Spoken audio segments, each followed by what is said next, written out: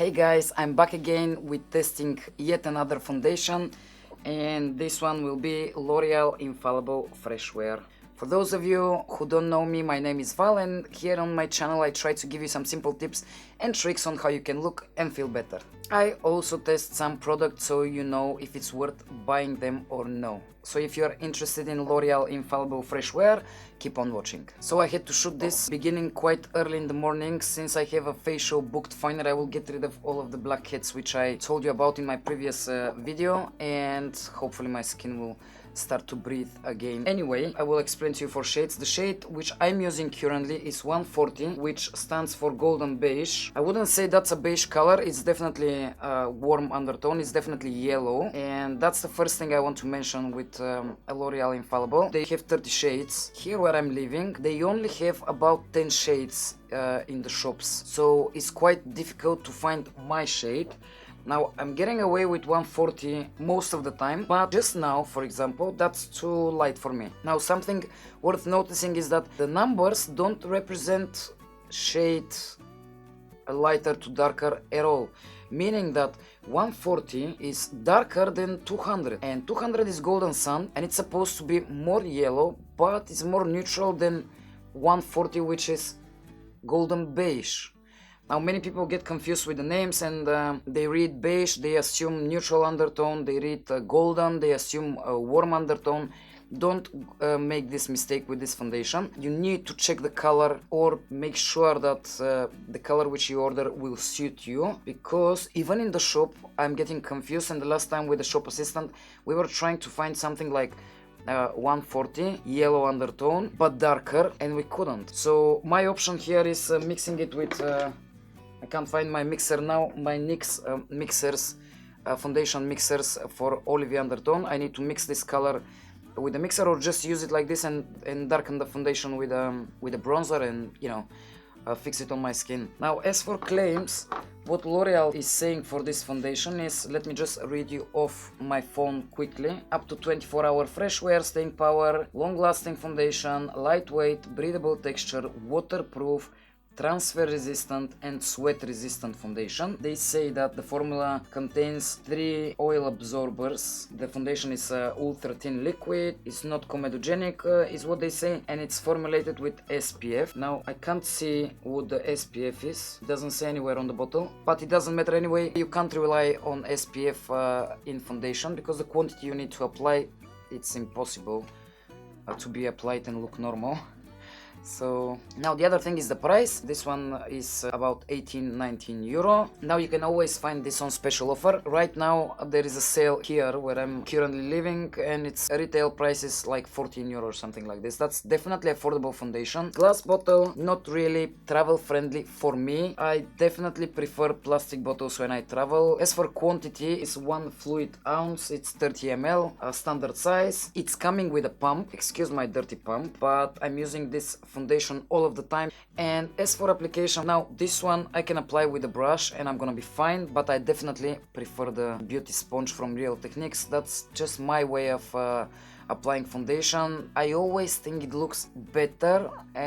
It's not caking up on my scars here so badly when I apply foundation with a sponge. It seems like when I blend it with a brush,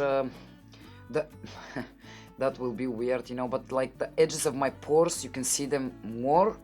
Maybe it's my imagination, it's just, you know, what I see and how I prefer to apply it. So without any further ado, let me just apply this so you can see how it looks like on my skin. So I will do the same thing like I did with the Estee Lauder foundation. I will apply primer on this side of my face, and I will not on this side. As you saw in my previous video, it didn't seem to make a big of a difference. I've already moisturized my face. Now, I don't think that this primer helps with any foundation to last better in terms of my oily skin, but I do notice the application is easier, especially on my nose area. My nose doesn't really like foundations too much, and they usually don't stick well here. I will shake the foundation. I think that many people forget about this. It's just the pigments are down at the bottom, and you need to shake it well so they don't stay there. I've applied the foundation on my glass. You can see how liquid this is. It's lightweight, definitely. Let me just apply first on this side. Now I'm dragging the sponge, as you see. Don't beat me up on this. I've noticed that when I'm not really stamping but I'm dragging the foundation, it applies less. I know it absorbs more product, that's clearly fine with me. The blender is absorbing too much product, yeah, I get the point. But in the end of the day, the purpose of the makeup which I apply is for my skin to look better, and it's not only about the losing product and etc. I know when I apply it in this way I will get less coverage, and maybe I need to apply one more layer. I'm fine with that, I prefer that than caking up my foundation anyway, but that's personal preference as well. Now, as you can see, obviously one layer is not full coverage, definitely. They don't claim that it's full coverage anyway. I think that this foundation is definitely medium coverage, but what I'm noticing is that it's much easier to build it up than the Estee Lauder foundation, for example. Because the thing with the Estee Lauder foundation is when you try to build it up, then it's really easy to get... okay, come on. You know, my beauty sponge, by the way, is totally falling apart, but as I told you in the previous video, I don't know if you can see, it's like bitten here. I need to order a few beauty sponges, and I need to do it when they finally deliver here. I mean, online you are getting 2 sponges for the price of 1. Here in the Debenhams shop, they're selling the Real Technique sponge for €9. 9. 1 package of 2 for €9. So, it's not about the money, it's a principal question, you know, they just like to... Anyway, I will apply a little bit more, just one more pump, as you see, even less than 1 pump. I just need more coverage definitely today, and as I told you, this foundation is so easy to build up, really easy, it doesn't cake. I shouldn't apply foundation on my eyelids at all, neither do you if you have oily eyelids, and concealer is not an option when you have oily eyelids, and I know this, and I'm saying this to everybody, but I'm still doing it. Now, this is how the foundation looks like. Let me just take my smaller mirror to see. Anyway guys, I will finish off my makeup, I will be right back with you, and you can see how everything looks like when applied on my face. So guys, I'm back with my makeup done. I just need to fix my hair a little bit, and I'm going to go on with my day. I have plenty of things to do. I will check in with you. What I wanted to say though is that I did set the foundation with the powder which I set the Estee Lauder one, the same one which I've hit pan on, the one from NYX, the banana powder HD finishing powder. I hope that the reflection is not too bad. As I said in my previous video, I always set my foundations with powder anyway. Since I'm using powder, blushes and bronzers, I just prefer to set my face. What I did though, I got distracted, I powdered my face, and then I realized that I forgot to put concealer. I hope it doesn't look so bad. Let me just pull my hair back again. That's it for now guys. I'll see you later, and we will see how the foundation looks like then. Bye!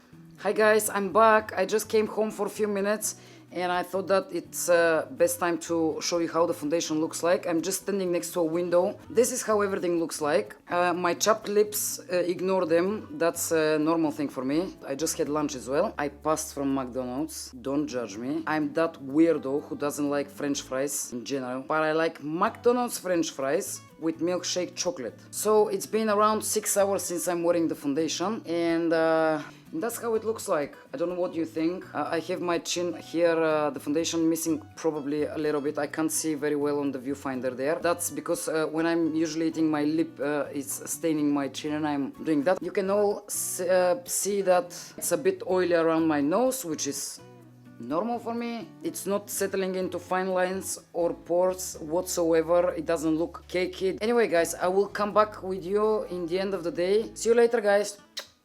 Hey, I'm back again. So it's been about 8.5 hours, probably a little bit more, since I have the foundation on. As I've checked in earlier, I probably you couldn't see very well on these lights, and I was just holding my camera with my hand, so the video is probably shaky, and I hope you can see better on the studio lights here.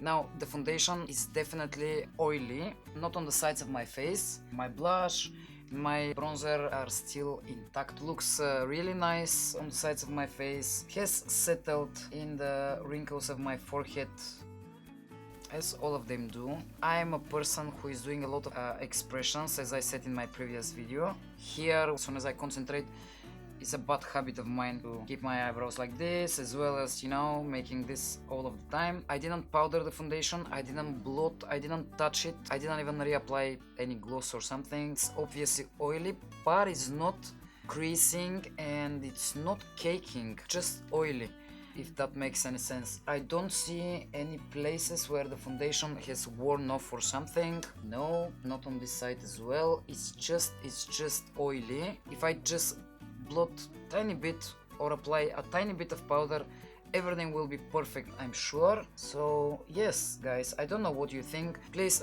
write me down in the comments below, have you tried this foundation? What do you think about this one? Because so far I think this is the best drugstore foundation for the last few years, in my opinion. The only downside is the shades, like I told you before, but that's kind of flexible with foundation mixers or mixing some shades. It's still much more budget friendly than high-end makeup. You know, I'm very curious, what do you think about this one, if you've tried it, and what shades do you have in your country? In my opinion, the foundation is worth it for everyday use. What I miss saying is that I just checked the humidity. It was about 70% all day and the temperature was not less than 25-26 degrees. It was quite hot.